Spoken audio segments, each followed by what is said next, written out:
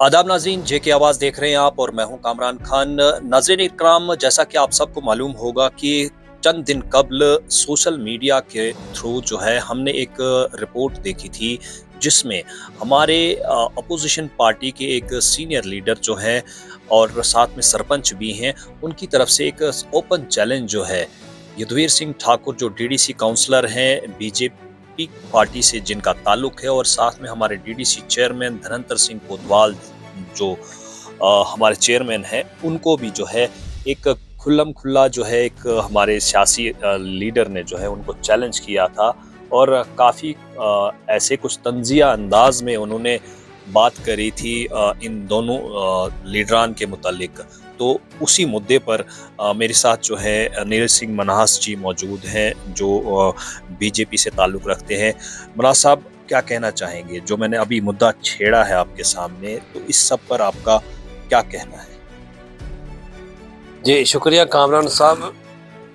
देखिए, ये बहुत बदकिस्मती की बात है कि एक चुना हुआ नुमाइंदा, आज हम पीआरआईज़ की बात करते हैं, आज हम पंचायती राज की बात करते हैं, और पंचायती राज को मजबूती प्रदान करने के लिए माननीय प्रधानमंत्री नरेंद्र मोदी और भारत सरकार ने जो कदम उठाए, और इतिहास में पहली बार जो है जम्मू कश्मीर में पंचायती राज का 3 टायर सिस्टम जो है लागू किया गया, उसके बावजूद भी जो है अगर एक सरपंच, मैं बताना चाहूँगा कि ये सरपंच साहिब जो हैं हमारे बड़े अच्छे दोस्त हैं, लेकिन अब जब सियासी जंग उन्होंने शुरू कर दी है तो जवाब देना जो है लाजमी बनता है। तो इनका ये कहना कि डीडीसी चेयरमैन का नाम हम रिबन काटू रखेंगे और डीडीसी चेयरमैन और डीडीसी काउंसलर जो है उनको मैं ओपन डिबेट की जो है चैलेंज देता हूँ, तो ये एक बड़ी बदकिस्मती की बात है। उनको ऐसी बात नहीं करनी चाहिए थी, लेकिन अब उन्होंने बात कर ही दी है। तो मैं बताना चाहूँगा कि एक सरपंच की जो है इतनी औकात नहीं है कि वो एक डीडीसी चेयरमैन या एक डीडीसी काउंसलर को जो है चैलेंज करे। ये तो वही बात हो गई कि एक डिग्री कॉलेज का प्रिंसिपल जो है उसको एक चपरासी जो है डिग्री कॉलेज का वो डिबेट के लिए चैलेंज करता है। तो ये तो वही बात हो गई। 3 टायर सिस्टम है। डीडीसी चेयरमैन इस वक्त जो है पूरे डिस्ट्रिक्ट का जो है मालिक है, डीडीसी चेयरमैन है यार, प्रोटोकॉल होता है। तो सरपंच साहब, इससे जो है आपकी सोच उजागर होती है कि आप कुएं के मेंढक हैं। आपकी राजनीति सिर्फ इतनी है, आप नालियों और गलियों तक ही महदूद हैं, और मुझे लगता है कि आपकी पंचायत में नालियां भी जो है सही तरीके से नहीं बनी। मुझे जहां तक मुझे लगता है किसी दिन आपकी पंचायत का जो है दौरा करना पड़ेगा। अब हम ये बातें कहना नहीं चाहते थे, लेकिन आप वही सरपंच हैं जो सरकारी मुलाजमों के जो है सपोर्ट में आ जाते हैं, और उन मुलाजमों के जो करप्ट हैं, जो रिश्वतखोर हैं, जिन पर जो हैं करप्शन के चार्जेस लगे हुए हैं, आप उनकी सपोर्ट में जो है प्रेस कॉन्फ्रेंस दे चुके हैं, और आपने जो है वहाँ ये तक कहा है कि नहीं जी, ये मुलाजिम जो है पूरी ईमानदारी से ड्यूटी कर रहे हैं। और हमें पता है कि वो मुलाजिम किन किन घोटालों में जो हम मुलविस रहे, तो फिर शायद जो है आपका भी उसमें हिस्सा कोई बनता होगा। आप डेवलपमेंट की बात करते हैं, आपके लिए नालियां और गलियां जो है वही डेवलपमेंट है। आपको ये नहीं दिखता है कि भद्रवा के लिए एक छतरगाल टनल, इतना बड़ा प्रोजेक्ट जो है वो सैंक्शन हो गया। भद्रवा के लिए जो है ये सोच के लिए केबल कार का प्रोजेक्ट जो है वो सैंक्शन हो गया, उसकी टेंडरिंग हो गई, और इतने बड़े बड़े काम जो हैं पीएमजीएसवाई की जो है रोडें ब्लैकटॉप हो रही हैं। पंचायती राज में कितना काम हो रहा है। आप जिस पार्टी से बिलोंग करते हैं उसने तो जम्मू कश्मीर को लूटा है। आपकी पार्टी के हाथ तो खून से रंगे हुए हैं। जम्मू कश्मीर में जो भी तबाही, जो भी बर्बादी हुई है, वो जो है नेशनल कॉन्फ्रेंस की देन। आप अगर डिबेट करना चाहते हैं मेरे साथ डिबेट कीजिए, आप मुद्दों पर मुझसे डिबेट कीजिए।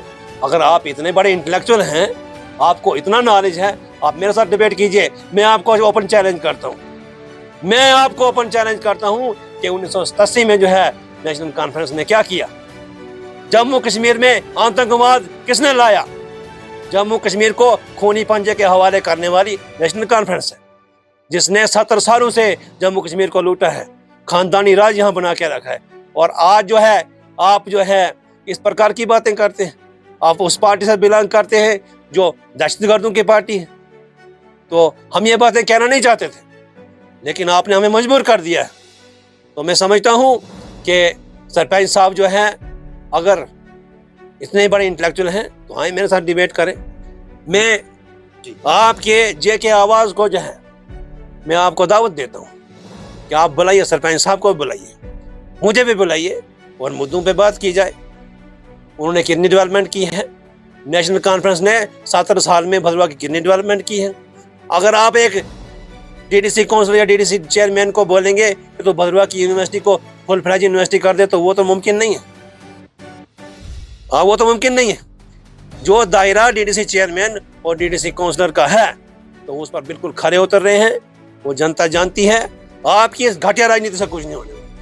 क्या आपका ये मानना है कि जो अपोजिशन पार्टी के लीडर्स हैं जिनकी हम अभी बात कर रहे हैं, क्या उनका भी ये राइट नहीं बनता है कि वो जो है आपको क्रिटिसाइज करें, आपकी पार्टी को क्रिटिसाइज करें या पार्टी लीडर्स को क्रिटिसाइज करें? क्या ये भी राइट अब उनके पास नहीं रहा? देखिए, क्रिटिसाइज करना एक अलग चीज़ है, हेल्दी क्रिटिसिज्म एक अलग चीज़ है। लेकिन मैं कामरान खान को माइक काटू कह दूं, मैं कामरान खान को कोई नाम निकाल दूं, तो वो क्रिटिसिज्म नहीं है। आप एक इलेक्टेड रिप्रेजेंटेटिव हैं एक पंचायत के, आपको ये ख्याल रखना चाहिए कि आपके पास भी प्रोटोकॉल है। कम से कम उस प्रोटोकॉल की तो शर्म कीजिए, उसका तो ध्यान रखिए। जो बीजेपी जो है राहुल गांधी को पप्पू के नाम से जो है पॉपुलर कर चुकी है पूरे मुल्क में, तो वो सही है? आप बताएं, किसी कॉन्स्टिट्यूशनल पोस्ट पर बैठा है, उसका कोई एक बयान दिखाएं आप, उसने पप्पू का। आम जनता कह रही है, आम जनता पप्पू कह रही है, आम जनता तो माननीय प्रधानमंत्री नरेंद्र मोदी को भी गाली मार रही है। उसके खिलाफ तो कार्रवाई नहीं ना कर सकते हम। लेकिन एक कॉन्स्टिट्यूशनल पोस्ट पर जो है राहुल गांधी बैठा है, उसने थोड़ी सी लूज टाक की, तो आपने उसका नतीजा देखा। कॉन्स्टिट्यूशनल पोस्ट पर जो आदमी बैठा है, उसकी कोई जिम्मेवारियां बनती हैं, उसकी लैंग्वेज भी प्रोटोकॉल के तहत होती है। सरपंच भी जो है पावर रखता है, सरपंच के पास भी प्रोटोकॉल है। आपको ये दुख है कि आपको रिबन काटने के लिए नहीं बुलाया, तो आप उस डिपार्टमेंट से सवाल कर सकते हैं। डीडीसी चेयरमैन या डीडीसी काउंसिलर ने डिपार्टमेंट को कोई आदेश नहीं दिया था, कोई उन्होंने सिफारिश नहीं की थी कि हमें रिबन काटने के लिए बुलाएं। जो एग्जीक्यूटिव एजेंसी है जिसने पुल का काम करना है या कर रही है, उसने डीडीसी चेयरमैन को जो इन्वाइट किया रिबन काटने के लिए। इसका मतलब फिर आपकी छवि जो है उस डिपार्टमेंट की आंखों में जो सही नहीं है, इसलिए आपको जो इन्वाइट नहीं किया गया। उनका ये भी कहना है कि जहाँ तक मैंने वो इंटरव्यू सुना, उसमें ये भी कहा गया है कि जितने भी एफर्ट्स जो हैं उस ब्रिज को बनाने के लिए हैं, वो उन्होंने करे हुए हैं। कई बार उन्होंने जो है सेक्रेटरीट तक उस काम के मुतालिक उनको जाना पड़ा, और उसके अलावा भी जो है कई ऐसे एफर्ट्स जो है वो लगा चुके हैं। ये मैंने फेस टू फेस उनसे सुना, आज ही के दिन मेरी उनसे मुलाकात हुई थी। तो क्या ये जायज़ है कि आप जिस पंचायत में जाके किसी प्रोजेक्ट को इनाग्रेट कर रहे हो, तो वहाँ के सरपंच को आप इग्नोर कर रहे हो और बाकी हजरात आके जो है इनाग्रेशन कर रहे हो? देखिए, मैं इस बात से इनकार नहीं कर रहा हूँ कि सरपंच साहब ने कोई कोशिश नहीं की, कोई एफर्ट्स नहीं लगाए। मेरे बड़े अच्छे दोस्त हैं, मुझे पता है उन्होंने एफर्ट्स लगाए होंगे, वो सेक्रेटरीट में गए होंगे, उन्होंने काम किया हो। लेकिन रिबन काटने का जो मसला है, उसमें जो एग्जीक्यूटिव एजेंसी है, जो डिपार्टमेंट है, ये उसका काम है किसको बुलाया किसको नहीं बुलाया। तो सरपंच साहब को उस डिपार्टमेंट को सवाल पूछना चाहिए। मैं ये नहीं कह रहा कि अपोजिशन मत करो, अपोजिशन करो, लेकिन हेल्दी अपोजिशन करो। आप एक सरपंच हैं, आपका एक प्रोटोकॉल है, और आप जो है उसी इंस्टीट्यूशन के मेंबर हैं जिसको PRI कहा जाता है, 3 टायर सिस्टम है। आपसे ऊपर पायदान पर जो है BDC है, उससे ऊपर DDC है। तो आपको ये शोभा नहीं देता है कि आप DDC को इस प्रकार के नामों से जो है संबोधित करें। हाँ, आप किसी मुद्दे को लेके हेल्दी क्रिटिसिज्म कर सकते हैं। हेल्दी क्रिटिसिज्म जो है डेमोक्रेसी में ज़रूरी है, हम उसका स्वागत करते हैं। लेकिन इस प्रकार जो है ये हरकतें जो हैं एक लीडर को शोभा नहीं देती हैं। इस प्रकार की हरकतें जो हैं वो दिखा देती हैं कि आदमी की मेंटालिटी कैसी है। और ले दे के अपोजिशन पार्टियों का दर्द वहीं छलक जाता है जहां वो 370 की बात करते हैं। इनको दुख वही 370 का है कि 370 हट गया, इनका हलवा मांडा बंद हो गया, इनकी लूट खसूट बंद हो गई। मैंने वो इंटरव्यू देखा, उसमें भी सरपंच साहब लास्ट में जाके 370। अरे छोड़ दो यार, गड़े मुर्दे क्यों उखाड़ रहे हो? साथ दफन हो चुका है, कब्र में दफन हो चुका है, और वो कब्र से बाहर नहीं निकल सकता है। उस बात को भूल जाओ, डेवलपमेंट की बात करो। आप भी एक पंचायत के सरपंच हैं, डेवलपमेंट की बात करो, तरक्की की बात करो, मिलजुल के काम करने की बात करो। इस प्रकार की ओछी हरकतें जो हैं वो आपको शोभा नहीं देती। जो एक लकब से हमारे सरपंच साहब ने हमारे डीडीसी चेयरमैन को नवाजा है, रिबन काटू कहा है, तो क्या कितना जायज समझते हैं? एक तंजिया अंदाज में उन्होंने रिबन काटू जो है हमारे डीडीसी का नाम रख दिया, इसको कैसे लेती है बीजेपी भद्रवा, कैसे लेती है इसको? देखिए, हम इस बात की कड़ी मजम्मत करते हैं, हम इसका विरोध करते हैं। हम किसी को भी इजाजत नहीं देते हैं, हम किसी को भी इजाजत नहीं देते हैं कि इस प्रकार की हरकत करे, वो चाहे किसी भी पार्टी का है, वो चाहे कोई भी है। एक डीडीसी चेयरमैन जो है वो एक प्रोटोकॉल के तहत होता है। एक डीडीसी चेयरमैन जो है उसकी जो है हम सबको रेस्पेक्ट करनी चाहिए।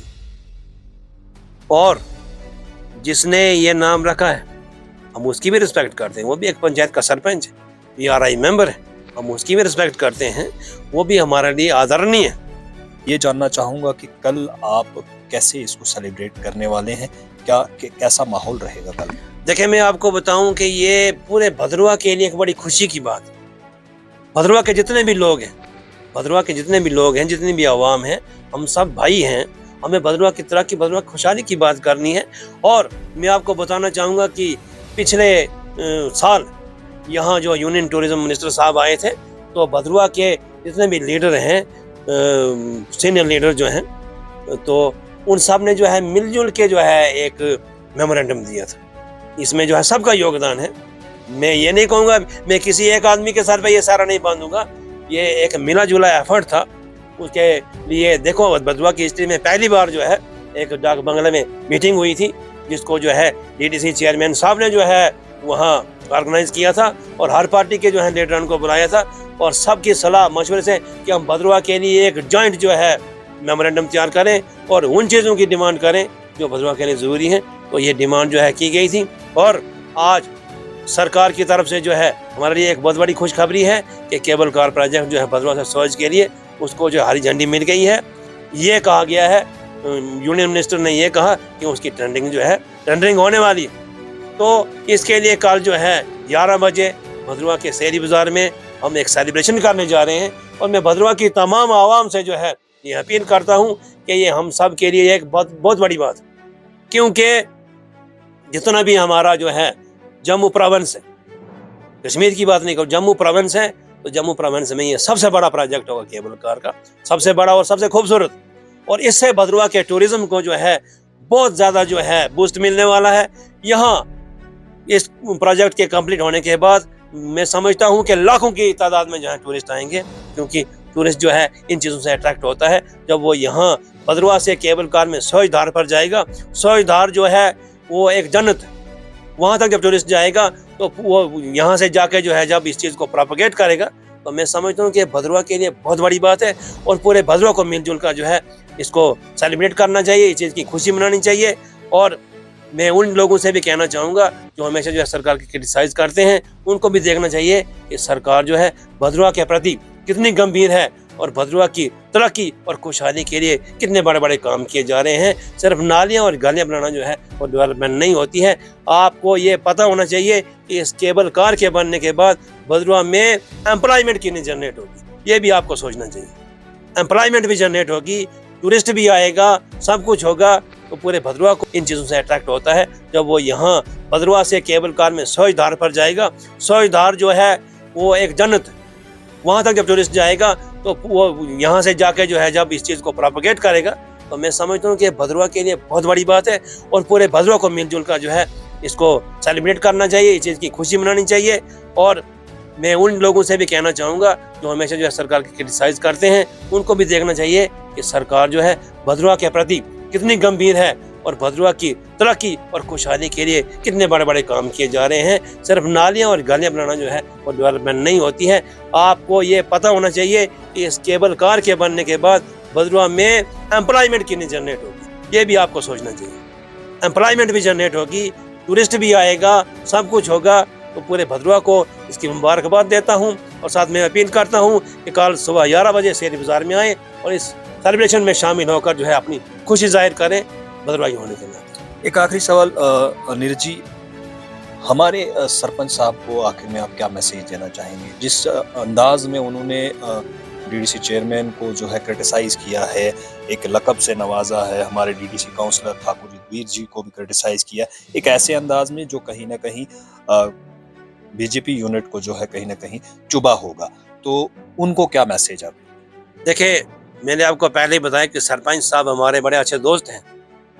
हमें उनके साथ कोई पर्सनल रंजिश नहीं है, लेकिन मैं उनको जो है एक दोस्त होने के नाते, एक छोटा भाई होने के नाते जो है, मैं सरपंच साहब को ये कहना चाहूँगा कि आप जो हैं एक ज़िम्मेवार आदमी हैं, आप एक पंचायत के सरपंच हैं और मैं देखता हूँ कि आप एक बड़े अच्छे स्पोक्समैन भी हैं और एक पॉलिटिकल पार्टी के साथ जुड़े हुए भी हैं। तो आपको जो है ये छोटी हरकतें जो है आपको शोभा नहीं देती हैं। अपनी जगह किसी टी स्टॉल में अगर आपने ये बात कही होती तो पब्लिकली ये बात बाहर नहीं आई होती तो शायद हम इस बात का जवाब नहीं देते, लेकिन आपने मीडिया में आके ये बात करके तमाशा खड़ा कर दिया, इसलिए इस बात का जवाब देना जो है लाजमी हो जाता है।